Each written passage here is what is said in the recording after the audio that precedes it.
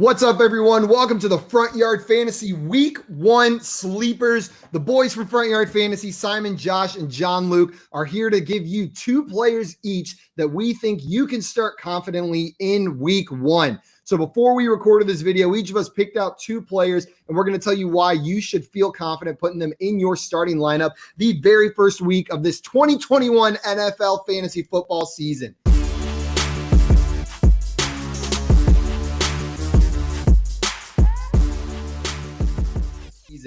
Josh, we're going to come to you first, get it kicked off right away. Who is your first Week 1 sleeper that you want to tell us about this week?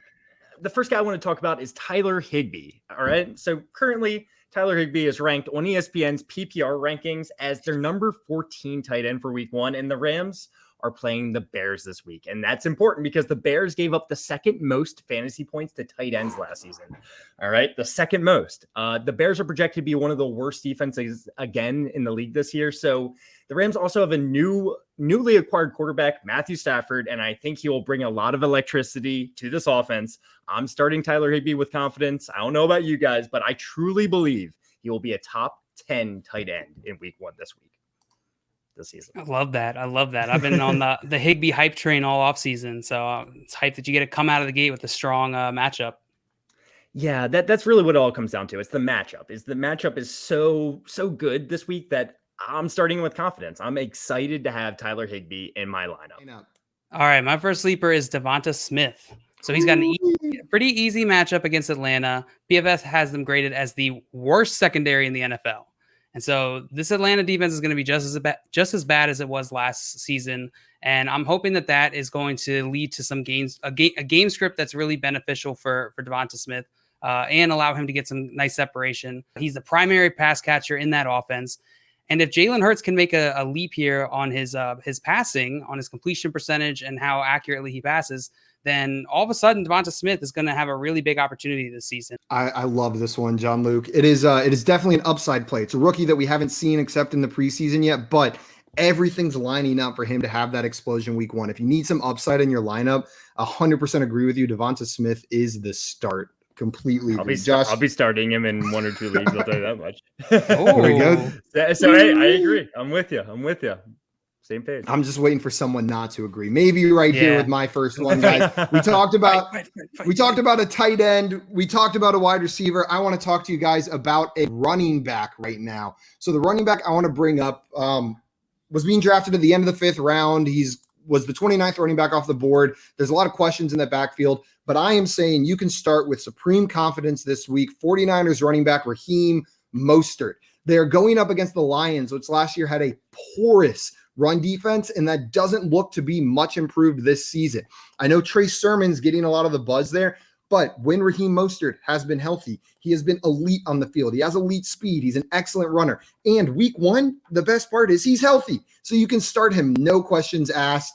I fully expect him to tear up that Lions D, and I think the game script for the 49ers is going to end up relying on the run quite a bit. They are likely to get a lead in that game.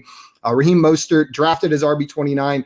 I think he can finish RB15 or higher this week. That's about where I would put him, in a top 15 running back range. Yeah, Raheem Mostert, as long as he's healthy and has the starting role, which he does have, that Kyle Shanahan 49ers offense is going to provide fantasy success for their running back. So I'm all about it too. I want to disagree with you on one of these, but I can't. I can't. I just can't. My second guy is Laviska Shenault Jr. If I drafted Laviska, I am finding a way to get him in my lineup for Week 1. I truly believe this guy will be a target machine this year, especially in Week 1 against the Texans' very bad defense. All right. This guy, he's going to be playing with rookie Trevor Lawrence. Will be making his first game, and I think the Jaguars are going to want to make sure that Trevor Lawrence is as comfortable as possible. Laviska has a completely different skill set than both Marvin Jones and DJ Chark, so he's good. He's great at making things happen with the ball in his hands. I expect a lot of quick dump-off passes, and with Shenault's yards after catch ability, I fully expect him to take advantage of the Texans' horrible defense that was one of the worst in the NFL last year. I could easily see this guy having a top 20 fantasy wide receiver performance in Week 1. While I won't fully disagree with you here, Josh, I do just want to poke a little hole in it. Maybe I do think Visca's a fine start. Shout out to Rotoballer here, first of all. I am not an expert on cornerback matchups, and they put out awesome work. But Viska is expected to play primarily in the slot in this offense, not exclusively, but primarily. With that, he's going to be going up against Desmond King, which is really the only tough matchup on that Texans defense, whereas their outside corners are much weaker. So I am expecting a little bit more play from Marvin Jones, DJ Chark this week than Viska. But he said Viska still has plenty of upside, and he's not going to exclusively play in the slot. And if you believe he's talented, he can beat a tough matchup right there. And the game script may try to be friendly towards the rookie quarterback. So I get the narrative that you're throwing out there, Josh, for starting Viska this week. So I'm excited. I think he has the upside. I would probably fall in between you two guys, where I think he has the upside of, would you say top 20, Josh? Yeah, I think he could easily be a top 20 receiver. I think he has top 20 upside, but I would probably put his likely finish to be closer to wide receiver, back into wide receiver 3. But I'm perfectly fine throwing him in week 1. I'm excited for him this week, guys. I'm excited. So good in preseason, him and Trevor. And there's he's one of those players everyone's been so excited about. How do you not put him in your lineup week 1? Know what I mean? Like, you just got to throw him in there. There's been so much hype. So the second guy is Javonte Williams, rookie running back for the Denver Broncos. Vegas has, first of all, they're playing New York Giants this week in week 1. Vegas has the over-under set at 42. And I truly believe the game script is going to be in Javonte's favor here. New York Giants, there's a lot of holes on that team. Specifically, their O-line is one of the worst in the league, if not the worst. They're 19th against running back in fantasy. And so there's I think a great opportunity for Javonte and Melvin Gordon, honestly, to score some points in week 1. But I want to see Javonte in this offense. I want to see him against a not too intimidating New York Giants defense. And see if maybe how they're going to distribute the splits here. If Javonte's going to get a lot of receiving work, either way, I'm excited. I would be willing to throw him into my lineup in week 1, either as a flex or as an RB2. I'm excited. It's a rookie running back, so there's concern there. We don't know what he's going to look like in this offense. But one way to get him confident and feeling good in the offense is to play him against a defense like the New York Giants. Yeah. So I could absolutely see him blowing up this week, and I was such a big fan of him coming out of college that I want to see this happen. Yes. Yeah. I love him. I am nervous for week 1. They have a talented veteran running back like Melvin Gordon there. If the rookie's not ready at all, I could see them just relying on their veteran. But the upside is with Javonte Williams. And give it a couple weeks. I've drafted him on multiple redraft teams, fully expecting him to be a stalwart on my lineup come mid-season. I like the pick, John Luke. There's upside there for sure.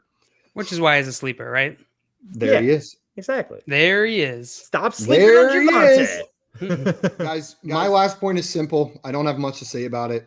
Wide receiver Brandin Cooks for the Houston Texans. I've got 2 main points. 1, someone has to catch the ball for the Texans. And it's Brandin Cooks, and that's it. Brandin Cooks is going to be catching the ball, and Tyrod Taylor is a competent enough quarterback to get him the ball. The other point is they are playing the Jaguars, whose pass defense last year was terrible, and I expect it to be terrible again this year. Terrible defense, only receiving option on a team, and one that has proven time and time again that he can find success in the NFL. Brandin Cooks is an easy start for me against this Jaguars defense. Brandin Cooks is just a good receiver. He's just a very good receiver, and he's always constantly undervalued. So yeah, if I drafted him, he's probably in my starting lineup as well. Yeah, I couldn't bring myself to draft him in any leagues. I think we talked about this recently. I'm part of the crew that's just gonna undervalue him. I just couldn't bring myself to do it. But if you have him, I love it, Simon. I think it's a great week 1 pick. Really, there is just no one there. So I feel like if you're gonna make the same argument for Hawk and Swift up, in Detroit, you got to be able to make that same argument for guys like Cooks in Houston. No, and this could be a matchup play. Know what I mean? They are playing the Jaguars. I may not say the same thing if they're playing Washington football team, but I like him against this Jaguars defense. Those are our week 1 sleeper picks. Hit that subscribe button, like this video if you enjoyed it, and tune in next week to find our week 2 sleepers.